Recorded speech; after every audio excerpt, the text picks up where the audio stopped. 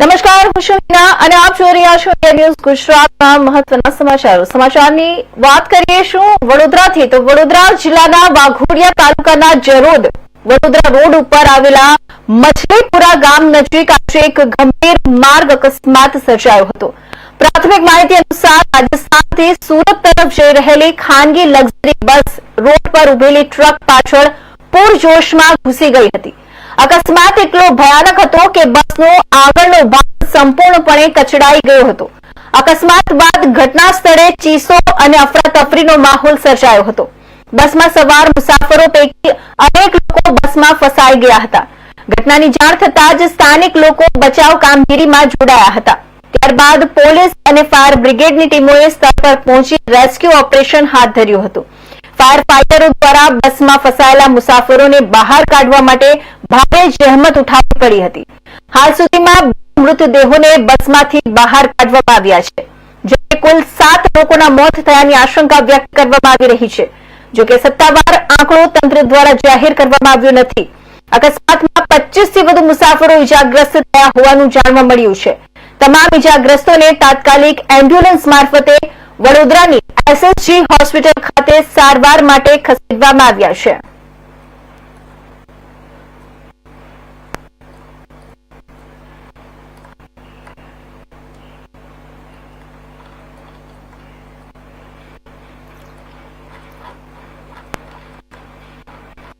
વડોદરા જિલ્લાના વાઘોડિયા તાલુકામાં આજે વહેલી સવારે એક ગમખ્વાર માર્ગ અકસ્માત સર્જાયો છે. જરોદ વડોદરા રોડ પર મછલીપુરા ગામ નજીક રાજસ્થાનથી સુરત જઈ રહેલી ખાનગી લક્ઝરી બસ રોડ પર ઉભેલી ટ્રક સાથે ધડાકાભેર અથડાતા બસનો આગળનો ભાગ સંપૂર્ણ કચડાઈ ગયો હતો.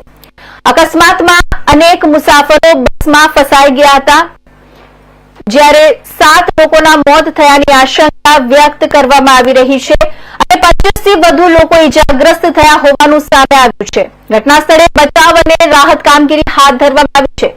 વધુ માહિતી માટે વાત કરીએ અમારા સંવાદદાતા હિમાંશુ જોશી સાથે. જી હિમાંશુ, અકસ્માત કેવી રીતે સર્જાયો હતો? પ્રાથમિક તપાસમાં શું કારણ સામે આવ્યું છે તેમજ હાલની સ્થિતિ શું છે અને સત્તાવાર રીતે કેટલા લોકોના મોતની પુષ્ટિ થઈ છે? શું છે સમગ્ર માહિતી? જી જી વિના આજરોજ વહેલી સવારે વડોદરા નજીક આવેલા કોટંબી સ્ટેડિયમ પાસે બાંસવાડાથી એટલે કે રાજસ્થાનથી સુરત જઈ રહેલી જે લક્ઝરી બસ હતી તે ઉભેલા ટ્રક પાસે અથડાઈ હતી અને ગંભીર અકસ્માત સર્જાયો હતો.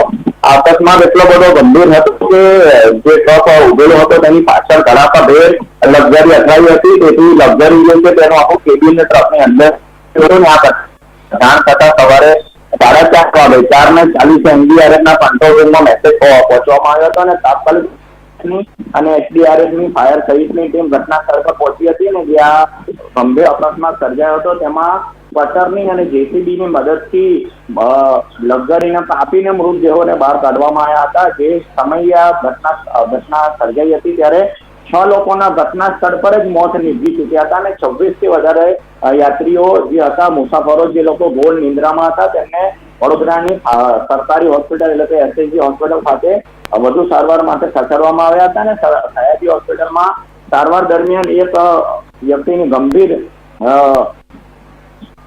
સારવાર દરમિયાન તેનું મોત નીપજ્યું છે. જી મીના.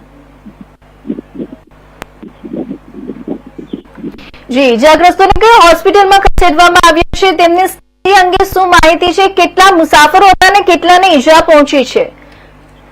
જી, કેટલા મુસાફરો હતા તેનું કોઈ હજુ સત્તાવાર માહિતી સામે આવી નથી, પણ જે બસ હતી તે આખી ભરેલી હતી અને તે લોકો મજૂરી અર્થે ખાનગી ટ્રાવેલ્સ અર્થે સુરત જઈ રહ્યા હતા રાજસ્થાનથી.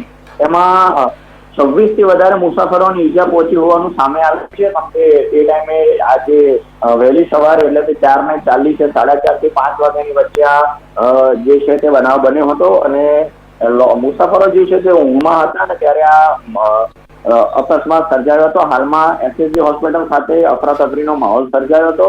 ત્યાં આગળ ઘાયલોને મળવા માટે તેમના પરિચિતો પણ અત્યારે હાલ હોસ્પિટલ પહોંચી છે અને ત્યાં આગળ જે મુસાફરો છે તેમની પણ અત્યારે ત્યાં તંત્ર જે છે તે ખડે પગે છે.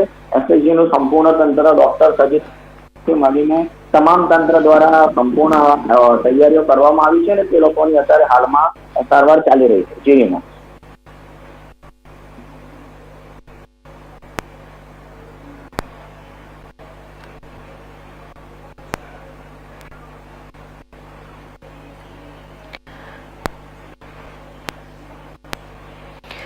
જિલ્લા તંત્ર અને પોલીસના ઉચ્ચ અધિકારીઓ ઘટના સ્થળે પહોંચ્યા છે કે નહીં?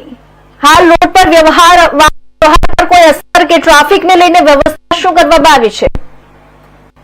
જે ઘટના સ્થળ પર જે બનાવ બન્યો હતો ત્યાંથી વહેલી સવારે જ પોલીસ તંત્ર, traffic, fire brigade, NDRF, SDRF ની ટીમ ઘટના સ્થળ પર પહોંચી હતી ને ત્યાંથી સંપૂર્ણપણે જે મુસાફરો, જે ઇજાગ્રસ્ત મુસાફરો હતા તેમને SLC ખાતે હોસ્પિટલ ખસેડીને ત્યાંનો ટ્રાફિક વ્યવહાર નોર્મલ કરવામાં આવ્યો હતો. હાલમાં જે તંત્ર છે તે સંપૂર્ણ SLC હોસ્પિટલ ખાતે છે અને ત્યાં આગળ સંપૂર્ણ સંકલન કરવામાં આવી રહ્યું છે. ઇવન જે પેસેન્જરો, જે તમામ પેસેન્જરો છે તેમને SLC હોસ્પિટલ સાથે ખસેડવામાં આવ્યા હતા તો તેમના સામાનની પણ કસ્ટડી પોલીસ દ્વારા લેવામાં આવી છે અને તેમનું જે આગળની વિધિ છે તે કરવામાં આવી રહી છે. જે કમનસીબે જે લોકો મોતને ભેટ્યા હતા તેમના મૃતદેહોને SLCના પોસ્ટમોર્ટમ વિભાગ ખાતે જરૂરી કાર્યવાહી માટે આગળ ખસેડવામાં આવે છે અને તેમના જે પરિવારજનો છે તેમને મૃતદેહો સોંપવાની કામગીરી પણ થોડા સમયમાં શરૂ કરવામાં આવશે.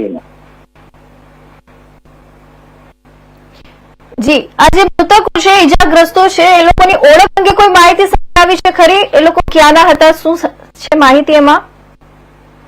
જે છે તે રાજસ્થાનના વધારે પડતા મુસાફરો રાજસ્થાનના હતા અને તે લોકો મજૂરી અર્થે સુરત જઈ રહ્યા હતા અને સવારે તે લોકો ઘાટ નિંદ્રામાં હતા. પણ ત્યાં જે લક્ઝરી બસ છે તે સ્લીપર કોચ હતી એટલે તમામ મુસાફરો પોતે આરામ ફરમાવી રહ્યા હતા, નિંદ્રા માની રહ્યા હતા. ત્યારે જ જે ટ્રક છે તે ઉભેલી ટ્રક હતી, લોડેડ ટ્રક હતી, સામાનથી ભરેલી અને એની પાછળ ધડાકાભેર લક્ઝરી અથડાઈ હતી. અને તે ઉલ્લેખનીય છે કે વડોદરા હાલોલ રોડ ઉપર અવારનવાર ગમખ્વાર અકસ્માત સર્જાતા હોય છે કારણ કે તે 2-વે રોડ છે અને ત્યાં આગળ જે રોડની સાઈડ ઉપર જે સાધનો ઉભા રહેતા હોય છે તેને ઓવરટેકિંગના સમયે આવા બધા બનાવો વહેલી સવારે અવારનવાર ત્યાં આગળ હાલોલ રોડ ઉપર બનતા હોય છે, જે દર વખતે જે આ અકસ્માતો છે તે જીવલેણ સાબિત થતા હોય છે. જી લીના. જી હિમાંશુ, ખૂબ ખૂબ ધન્યવાદ આ સમગ્ર માહિતી આપવા બદલ. હવે સમાચારમાં આપણે આગળ વધીએ, વાત કરીએ